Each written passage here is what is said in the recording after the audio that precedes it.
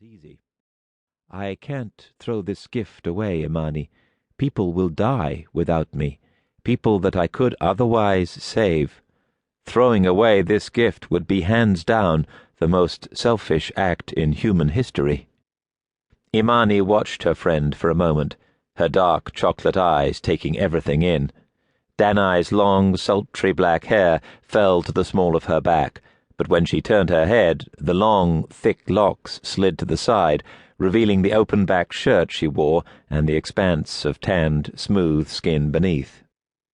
Dannai was incredibly attractive, breathtaking, without a doubt.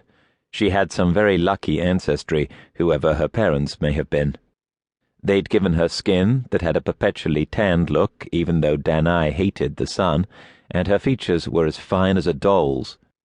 Her big, bright eyes were sultry and strange, a startling mixture of green, blue, and gold. They were stunning in their own right. She had the most seductive lips, unendingly swollen and red, as if she'd just been fiercely, deeply kissed. She was a knockout. But Imani could tell that her friend had lost weight. The toned muscles in her arms and back were starkly outlined against her skin, with little to no fat to smooth out their lean, cut lines, and Imani could see ribs. The sharp angle of Dannai's jaw and the dark circles under her eyes didn't help. She still looked gorgeous, but in a shadowy and troubled kind of way. "As far as I can see, girlfriend," Imani began softly, "you're killing yourself so that you can save the world. I wouldn't call that selfish, Dannai. I'd call that selfless. Damned selfless.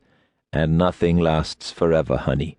One of these days, something in you is gonna break.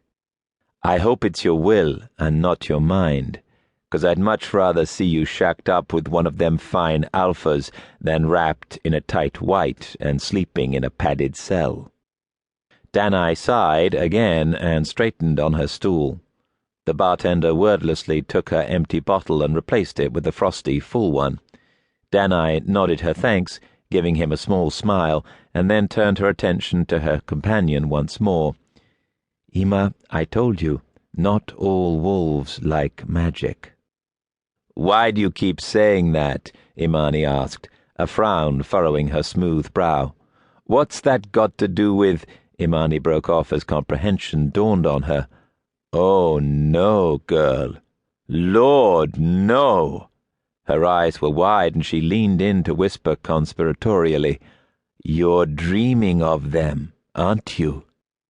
"Damn it, Ima, keep it down!" Dannai glanced around nervously, wondering just what might be in the shadows of the rather quiet bar around them. She'd been using transportation magic to bring her to this particular bar for years. The bartender was also the owner of the establishment and was a friend, more or less. She trusted Ted to keep anything he might overhear to himself. After all, she'd saved his life once when a drunk man had attacked him with a broken beer bottle because he'd thought that Ted was sleeping with his ex-wife. Ted was okay, and like so many of the people she'd helped over the years, he was grateful enough to her that there was little in the world that would cause him to betray her trust. But she didn't know anything about the other patrons of the pub tonight. It was quiet, but things weren't always as they seemed. She, of all people, would know that. "Please, I don't want Alberich to know about the dreams. He would freak, and you know it."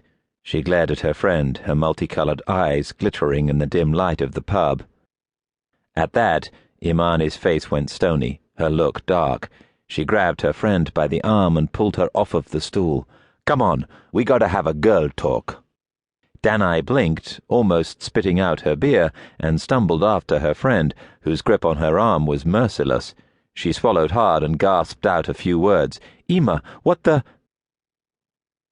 "Listen up, girl, I shouldn't say this because Goddess knows that the wolves have ears and eyes and scrying is a very easy spell, but I'm gonna say it anyway. Jason Alberich is not who his father was. He's mighty keen, yes, but he's not as wise and he's not as kind. He may be the new herald, but I didn't vote for him. No one voted for him, Dannai, because no